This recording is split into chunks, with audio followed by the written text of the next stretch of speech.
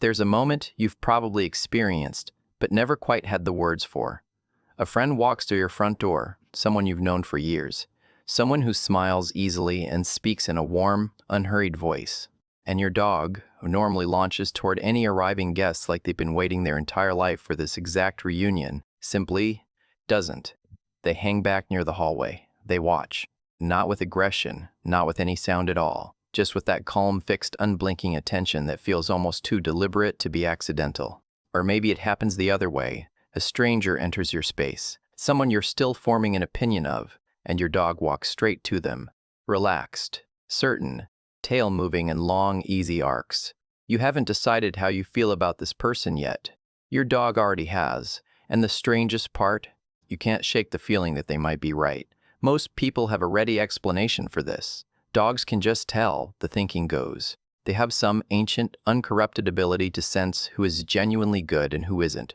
A moral compass which somehow traded away in exchange for manners and social performance. It's a deeply satisfying idea, and it's woven into the way people talk about their dogs all the time. If the dog doesn't like someone, that's a signal. If the dog loves someone immediately, that person must be trustworthy in some fundamental way. The intuition feels so right that most people never look any further. But looking further is exactly what makes this so much more interesting than the simple version. Because here's where the simple version starts to show its cracks. If dogs were genuinely reading moral character, some deep, ethical truth about a person's nature, the reactions would be consistent across individuals and situations. But they aren't. A dog raised in a volatile, unpredictable household will sometimes move toward nervous, erratic people without hesitation.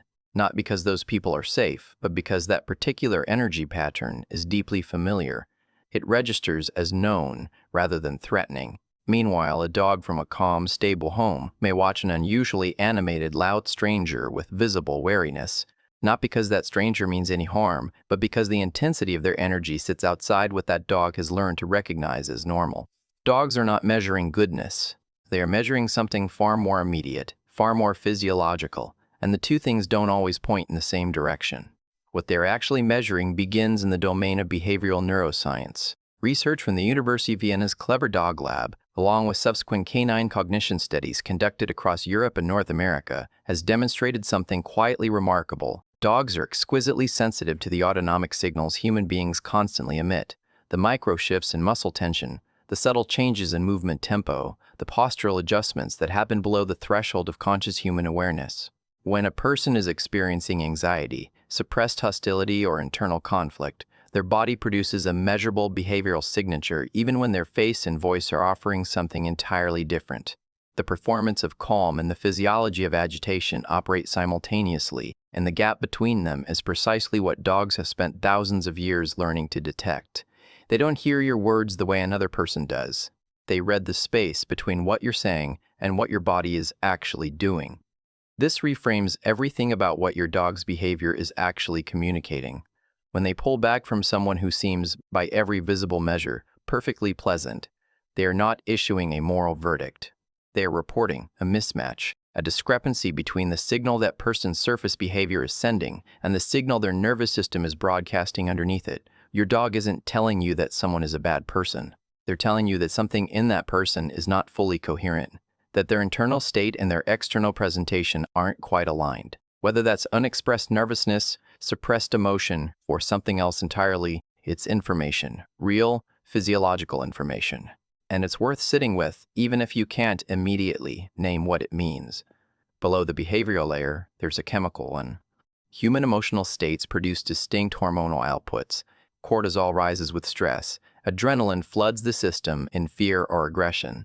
Oxytocin flows during genuine warmth and connection, and all of these carry scent signatures that are entirely invisible to human perception but well within the detection range of the canine olfactory system, which is estimated to be between 10,000 and 100,000 times more sensitive than our own. A landmark study published in Animal Cognition found that dogs exposed to human sweat samples collected during fearful states versus happy states adjusted their own behavior accordingly, becoming more guarded or more relaxed, even when no visual or auditory information was present at all.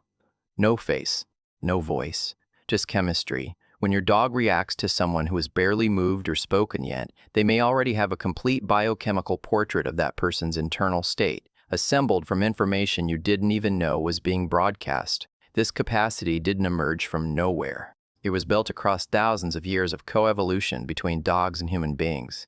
The dogs that thrived alongside early human groups weren't simply the most obedient or the most affectionate. They were the most precisely calibrated to read social tension, detect instability, and identify which members of the group were calm and which were agitated. A dog that could accurately distinguish between a safe arrival and a threatening one was genuinely useful to the social unit in ways that went far beyond companionship. That sensitivity wasn't trained into them through repetition. It was selected for generation after generation until it became embedded in their neurology as a core perceptual feature, as natural and automatic as the way they track movement or locate sound.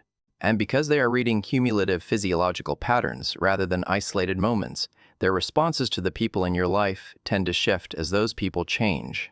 A close friend going through an unusually difficult period may find your dog more guarded than usual around them. Not because the friendship is altered, but because that person's baseline hormonal and behavioral signature has quietly shifted. Conversely, someone your dog once watched with careful distance may, over time, earn a genuinely relaxed response as their internal state stabilizes and their external behavior stops carrying that quiet charge of misalignment. Your dog isn't holding anything against anyone. They are continuously updating their assessment in real time based on real data, and they do it without judgment, without agenda, and without any awareness that they're doing it at all. There is one complicating layer worth acknowledging, because the full picture requires it. Dogs can be wrong, and their reactions are never purely objective. They're always filtered through the lens of what that particular dog has already experienced. Research on canine fair conditioning, including studies conducted at the University of Lincoln's Animal Behavior and Welfare Group, confirms that early trauma creates associative patterns that can generalize significantly. A dog that had a frightening encounter with a man who had a beard, a low voice, or a particular way of moving may carry a wariness toward any man who shares those traits. Regardless of what that individual is actually emitting, the dog's perceptual system is sophisticated, but it is not neutral. It is a sophisticated system running through a personal history. Their red is real, but it is always inevitably their red. So what do you do with all of this? The most grounded answer is also the simplest one. Treat your dog's reactions as data, not verdicts.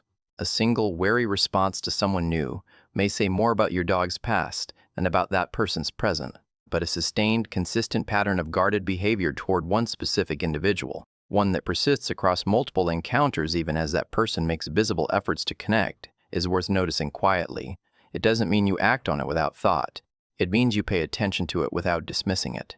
And equally, when your dog moves towards someone with immediate, uncomplicated ease, that physiological openness they're detecting in that person is also real.